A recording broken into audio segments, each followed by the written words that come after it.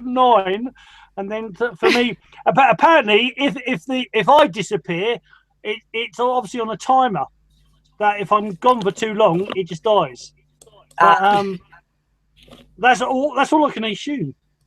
But anyway, we're live. Okay, give me the again in the thing and sing. Yeah, I'm just singing. You want me to sing? All right. Okay. So that is the three pure ones.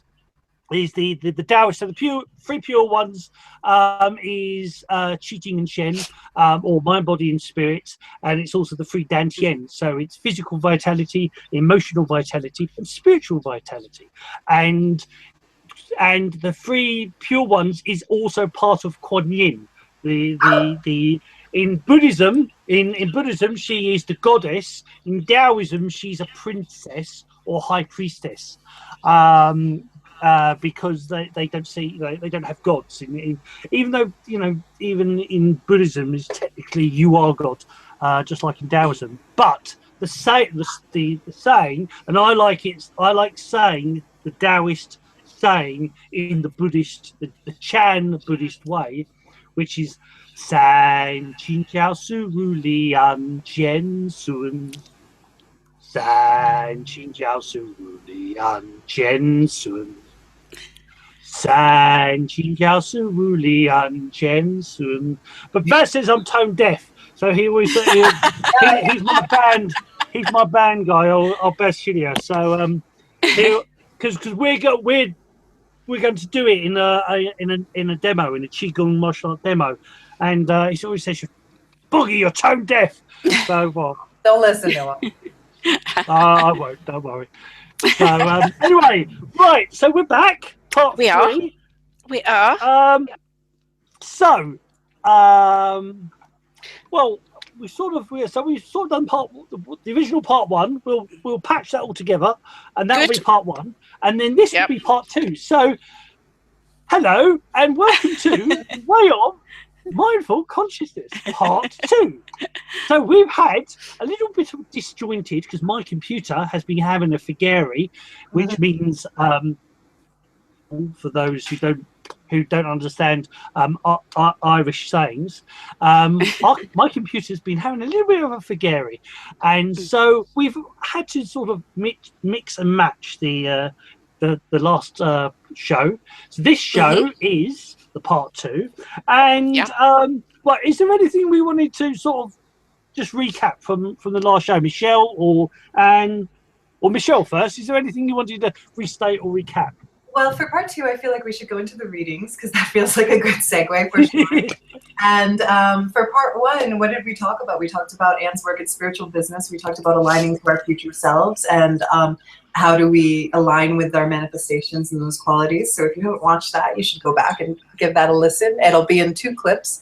And well, actually, the podcast is thrown together magically through technology. And we talked about how a lot of business owners, the really ones that they use their instinct and their guts, and I've heard the same thing about presidents, is that they use astrologers and they use psychic business consultants, and they are really tapped into using their gut instincts and having other people do intuitive work for them, such as Anne herself. Yes, so go for it, Anne. Originally it was all hush hush, but nowadays it's far more in the open, and because these things are real. It's not, as my friends say, my old friend Terry would say, it's not hairy fairy anymore. It's not all wishy-washy.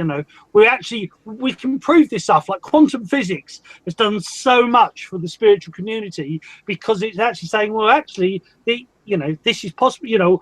When you've got science itself saying the observer affects the experiment, that this reality is affected by the observer, which is you.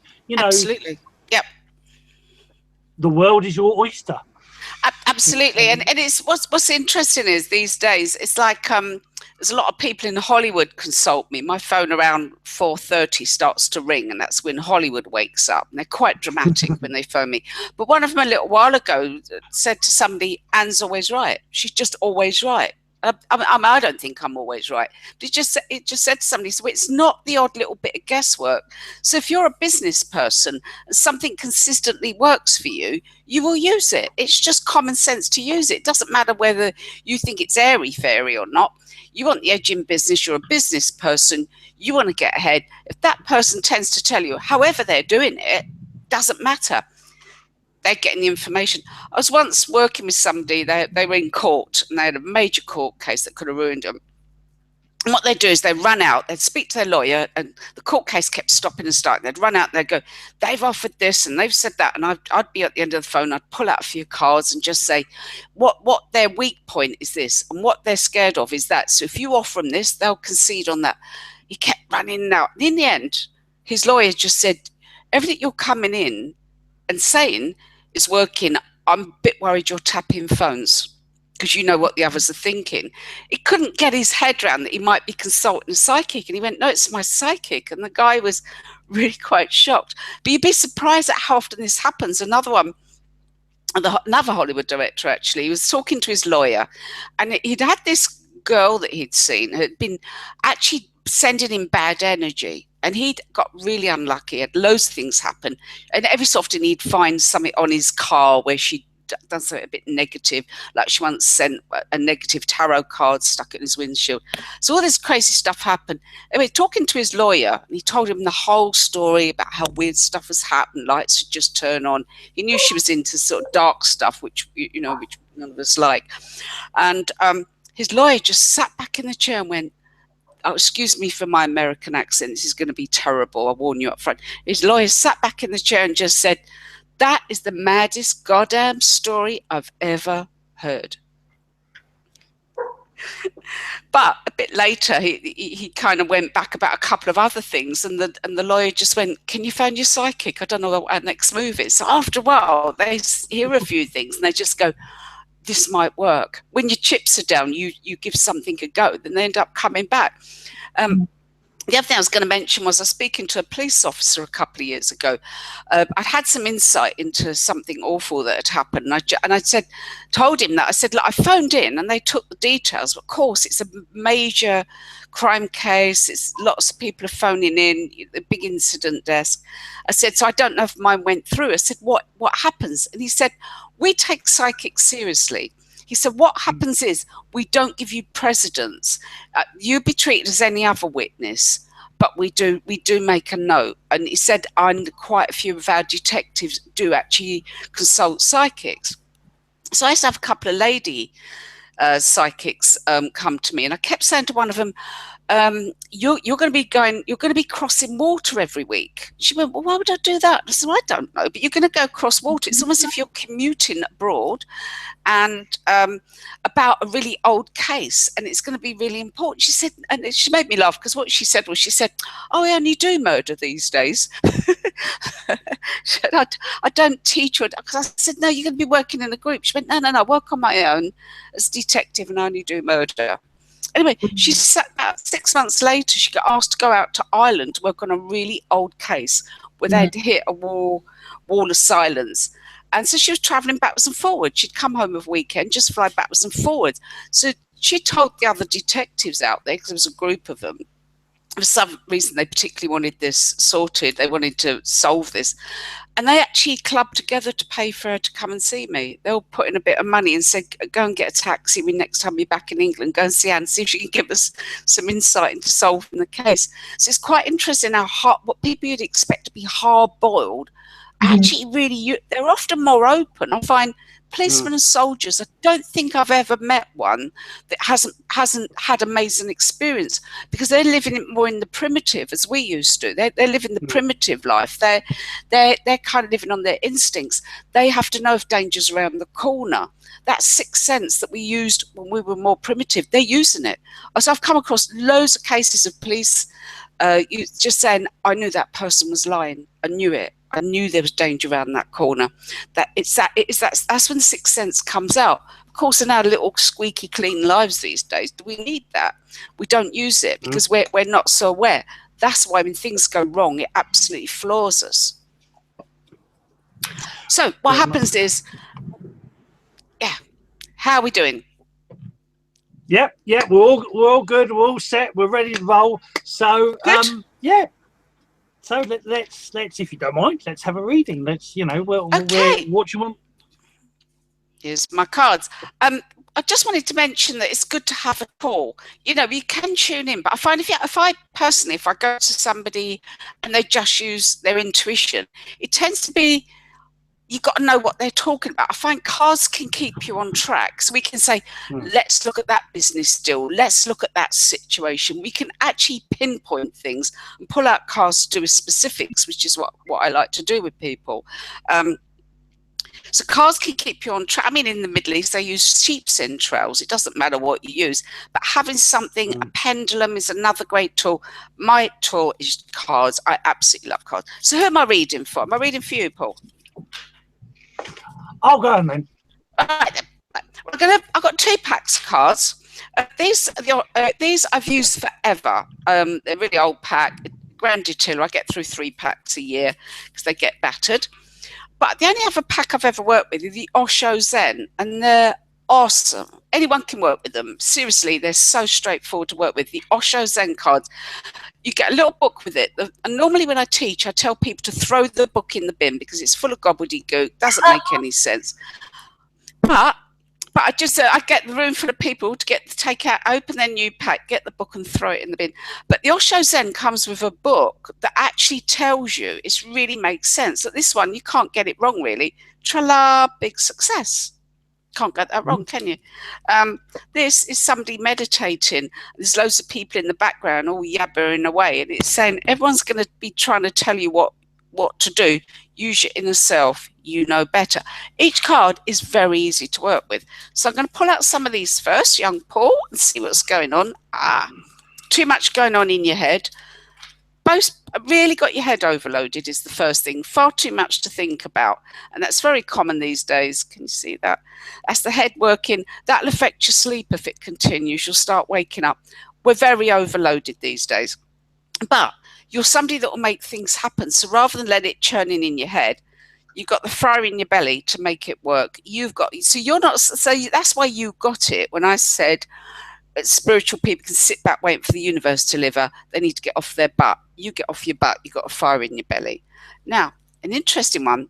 This is somebody trying to lay guilt trips on you. Now, that can be at work. That could be, often it's family, I'm afraid. Oh, you don't visit me enough, that type of thing. Somebody's trying to lay guilt trips. We won't look into that too much. Be open to receive. You've got a lot of good things coming your way. And the other one that comes up is this. Your higher self's trying to guide you and you're so busy, you're not listening. So I think your busy mind is partly because you're not listening you're too busy to listen to your intuition. This is when we come to the sit under a tree for 10 minutes a day, and it's amazing what will come to you. Good cards. They tell me things on a deeper level. Now I'm going to look at my main pack and do a little overview. You've got some business going on, mister. The others gave a hint at that. You've got something you're setting up. Looks very good, actually.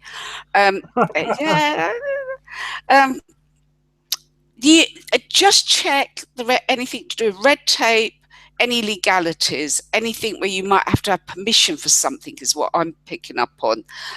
Just make sure you've ticked all the boxes. If you do that, it will go really well. Somebody, if it's something you once worked on with somebody, I've just thought you need to cover yourself, that somebody could come along and go, you're not allowed to do that, or you've used my material or something.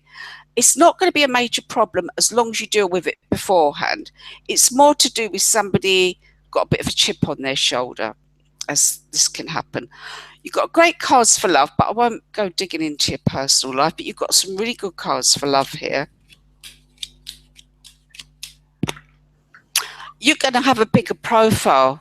It's probably this show because what you've got is the card. I love this card. It's an angel bringing messages to the people. So you're going to be out there talking to the public more, doing more with the public. Really nice. Really, really nice. Really, really good. Really, really good. You're going to be doing something that benefits young people. I wonder if you're going to be teaching martial arts or something to youngsters. Because I just see young people really, really benefiting. I also get the sense it's time for you to start writing things down. You've got a lot of knowledge there. Write it down. Yes, Let me have a look. Are you thinking of moving house? Yes. Michelle knows the secret. Yes, there could be a move on the cards. Yes. Is this because you're going to need more room? I'm looking at there's a possibility. There's a business idea that I could definitely be moving, but I've always wanted. I mean, my surname is actually Brighton, and my daughter lives down near Worthing, and I've always had. I used to teach in Brighton itself, Brighton Hove, that area, and Worthing's not too far away. So there's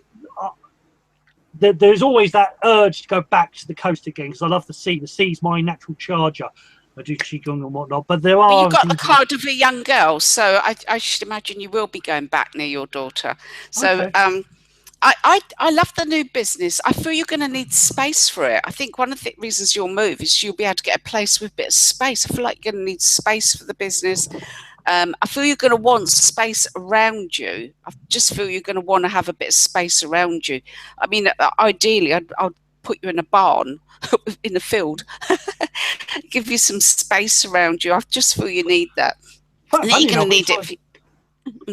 We talked about that as well, didn't we, Michelle? About festivals and whatnot. Is that I used to actually do healing as well as the qigong, but I do healing as well and massage, and I used to do it in well, you'll know, for the Americans who have no idea what I'm about to say, but car boots. I used to go to car boots and do car boot massage and stuff like that. And but I used to go to the idea. I've actually got an idea of a moving quoon, which means, for those who don't understand what quoon means, a dojo, like a truck, but it's actually big enough to actually teach in it, but also do massage. And the idea of, again, for the American audience won't probably get this, but older Jamie Oliver, when he was the naked chef and going from place to place just cooking, in his camper van, I actually have had the idea of creating a moving truck, a Tai Chi truck, and doing Tai Chi, but also doing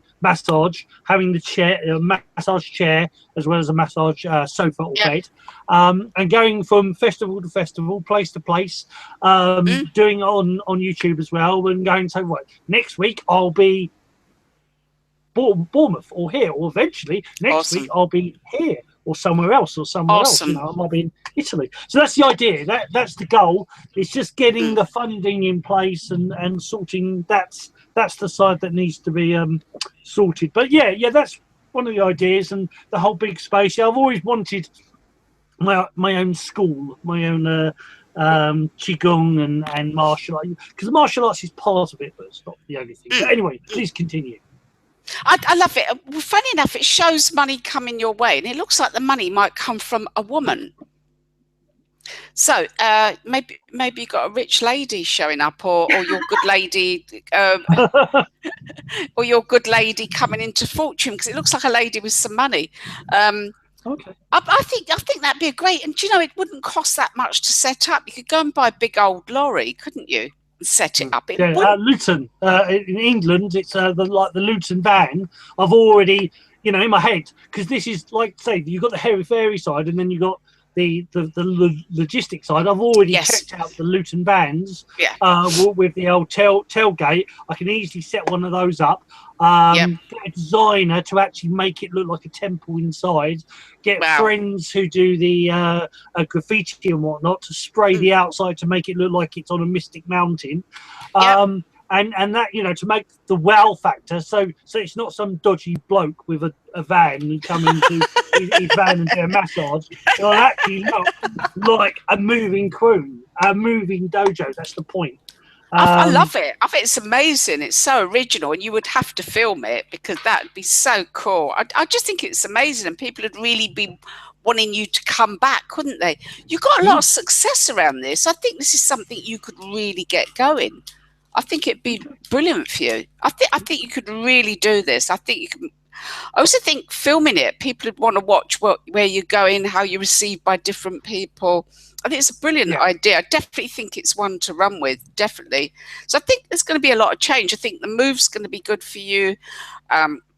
You must feel like you've outworn where you are now. You know, we can outgrow things, can't we? This looks really nice to me. And I think the teaching side would open up lots of other things. I think while you're on the road, you would get invited here, get invited there. You'd be asked to talk places. I think it would just open everything up. I think it'd open up a lot. It's really cool. Really, really nice. What would you like to ask me about? What questions have you got? I don't really have questions. Michelle's getting all excited. So what question? I can say something. That what I want to say is that, so I gave Foggy a reading the other day. We've known each other for over a year, and it's the first time. And I'm just super. We talked about like the well, not to get into it too much, but we did talk about him moving, and what would that take energetically to shift that. You know, and so the fact that Anne is coming in and now speaking about that again is like a double hit. Feels to me like the universe is on your side with that coming into your, like your future self, drawing that in, and that's actually really strong light. There's a light of creation there that's like really, because we spoke about letting go of what you would need to let go of with your mind in order to make that move. So how beautiful it is that coming up and saying like ding ding ding, like not only that, your soul knows and is right on track, and you are making those adjustments in order to embody that future self. So I just want to say hallelujah. That's brilliant. And all I want to say is, Michelle, hurry up and win some money so you can come and whisk me away, and we can set up our two-person lady. No problem. I'll myself to come in. I will apologise for future. Oh no, we lost him. Goddess. Oh no, we're gonna have to do a part 4. Oh, that's okay. So let me pull out some cards for you. What would you like to? Let me look at my Osho cards for you. Okay. He'll be back. Yeah. He'll be back. We'll see how long it'll take. Hopefully he can join again. I'm gonna just tell him. I'll be like, join this broadcast. Join in the same broadcast again, please. Let's see. So where is he? Are we still on air or are we not on air? We are now, yeah. Our same link. There's no reason why he shouldn't be able to, but what that, you know, knowing him, there could be a million reasons why.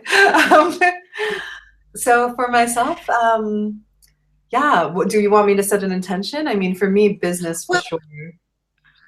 Well, I'm just looking at your cards, and one of the things that's showing is you're releasing really old energy, like things that went wrong in childhood or negative things you were taught. You really have been working and you've cleared masses, and so you come into the time now where before you thought you were ready. One of the things you're releasing is being told is other people can have that, but we can't. It's almost that message of, well, it's all right for other people, the likes of us can't have that. And we very much had that in England, because you know, you had the rich and the poor.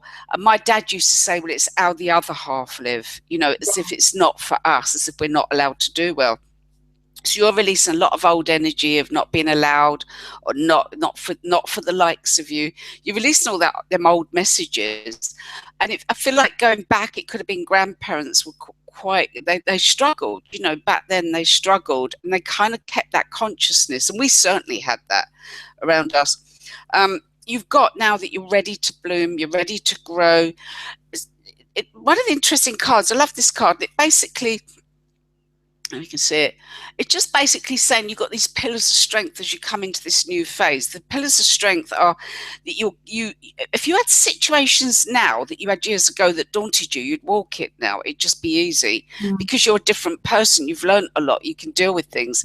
You've also got the butterfly, which means you're ready to come out. You're no longer in the cocoon. Hey, there you're back. Oh, that's wonderful. The butterfly, I love that. Yay, wow. Way to be. That sounded interesting. Butterfly cocoon. Please continue, Anne.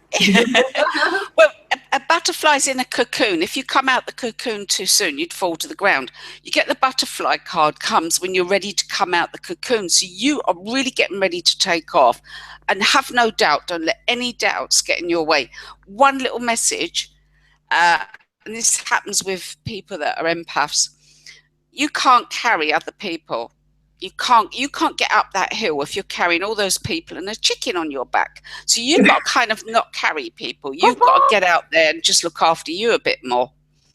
That's definitely been the message of the last 4 months in the cycle, is that I came up with a lot of my codependent tendencies. Like, I just like to have, it's been focus on yourself has been my mantra. Like, they're like, focus on yourself, and it's the only way I'm gonna, so it's really interesting to like turn inward in that way. And know that the more I focus in myself, the more I'm in my power, the stronger I am, and the more deeper I can connect with others. And when I lose myself and I focus outward, that connection goes away, and I forget that. And where I live right now has a lot of quick energy, and it's very easy to get distracted and focus out, you know, and you really have to like ground and come in. So that's a huge thing for me.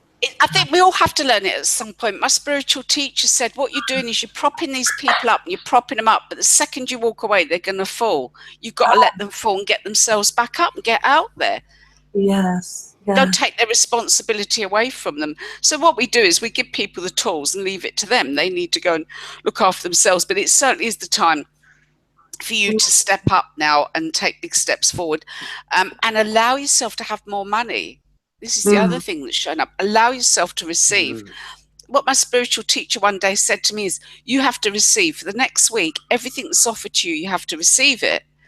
I went, oh, okay. And I was really uncomfortable. And she said, and I'm buying you lunch. And straight away I was going, oh, no, I have to pay, you know, that thing we do. And she said, no, you agreed to receive. So that week I received everything. I ended up with the weirdest assortment. I ended up winning some power tools on a raffle. Somebody gave me this hideous tie, like, remember the clipper ties? I ended up with all this really weird stuff, but I agreed that I would accept everything. So I ended up keeping all this stuff for ages because it was part of my lesson. Why I ended up with a green clipper tie, I've got no idea, but there you go. Maybe I can use it to tie something up at some point. But it was that lesson about receiving. The other thing I can see here, and it's lovely that you've learned so much, but you don't realize how much you've learned, and it's time for you to pass on some of that knowledge. And do you think of the old ways? The whole point of the old ways, Michelle, was that the elders would teach the youngers. That was the way to do it, and we don't now. You know, one of the things that's happening is people keep it all to themselves. You know, one of the things I've do in my training school is I help everybody else to come up. Some of them are better at stuff than what I am. I help them. I build them up. If I build them up, I get stronger, so I've got more energy to build them up. And that's how it works. You built up knowledge. I think it's time for you to pass that knowledge on, start teaching, become the person that passes on the knowledge. And it's amazing what will happen when you start to do that. What will happen is just a magical thing's going to happen to you. It will just take on a life of its own.